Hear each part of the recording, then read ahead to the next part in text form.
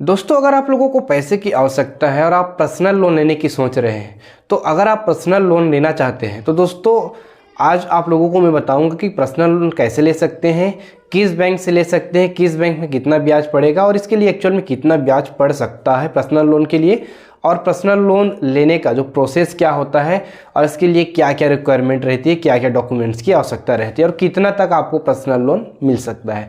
तो अगर आप लोग पर्सनल लोन लेना चाहते हैं तो इस वीडियो पर बने रहिए, और हमारे चैनल पर पहली बार आए तो प्लीज़ चैनल को सब्सक्राइब कर दीजिए एंड सब्सक्राइब के साइड में दिए बेल आइकन को प्रेस कर दीजिए। तो दोस्तों, अगर आप पर्सनल लोन लेना चाहते हो तो आप किसी भी बैंक से पर्सनल लोन ले सकते हो। आपका लेन देन अच्छा होना चाहिए। जैसे कि मैंने अपना पर्सनल लोन लिया है बैंक ऑफ बड़ौदा से 50,000 का। तो दोस्तों मुझे ऑफर आया था, जो बैंक ऑफ बड़ौदा का जो ऐप होता है बॉप ऐप, उसमें ऑफर आया था पर्सनल लोन के लिए। तो उसी से मैंने अप्लाई किया था, मुझे कुछ करना नहीं पड़ा था, सीधा सीधा अप्लाई बस किया था और सारा पैसा जो खाता में आ गया था। और उसका जो किस्त रहता है पर्सनल लोन का, जो EMI रहता है, वो ऑटोमेटिक जो मेरे सेविंग अकाउंट है बैंक ऑफ बड़ौदा का उसी से कट रहा था।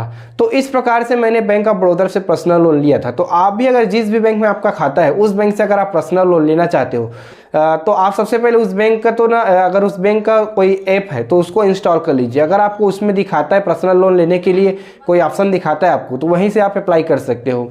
और अगर उसमें नहीं दिखाता है तो आप बैंक में जा करके अपना पर्सनल लोन ले सकते हो। तो चलिए अब देखते हैं पर्सनल लोन हम कितने तक का ले सकते हैं। तो दोस्तों, जो पर्सनल लोन मिलता है वो आपके लेन देन के हिसाब से मिलता है। लगभग मतलब कम से कम 10,000 तो मिलेगा और अधिकतम 1 से 1.5 लाख रुपए मिलता है।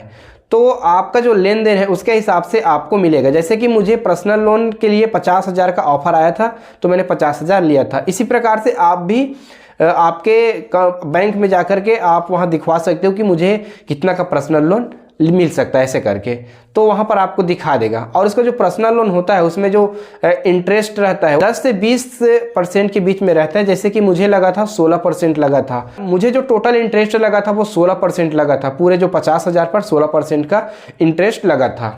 तो ये जो इंटरेस्ट रेट होता है पर्सनल लोन में थोड़ा सा कम भी होता है, ज़्यादा भी होता है, बैंक के हिसाब से होता है, लेकिन मुझे बहुत कम पड़ा था।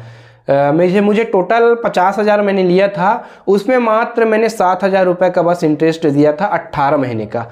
तो मुझे बहुत कम लगा, क्योंकि 18 महीने में 50,000 का आप 5 से 6,000 रुपये इंटरेस्ट दे रहे हो, तो कोई भारी इंटरेस्ट नहीं है। तो चलिए अब देखते हैं पर्सनल लोन के लिए क्या क्या डॉक्यूमेंट्स की आवश्यकता रहती है। तो दोस्तों, इसके लिए जो मोस्ट रिक्वायरमेंट रहता है सैलरी अकाउंट का रहता है। मतलब जिसका पैसा कट रहा हो, जिसका सैलरी अकाउंट रहता है या फिर सेविंग अकाउंट है लेकिन उसमें उसका लगातार 1, 2, 3 साल से उसमें क्या बोलते हैं सैलरी आ रहा है, वेतन आ रहा है, तो ऐसे लोगों को जो पर्सनल लोन दिया जाता है। पर्सनल लोन सैलरी अकाउंट पर या फिर सैलरी वेतनधारी व्यक्तियों को ही दिया जाता है, चाहे वो जॉब सरकारी हो, प्राइवेट हो, जो भी हो, आप ले सकते हो पर्सनल लोन।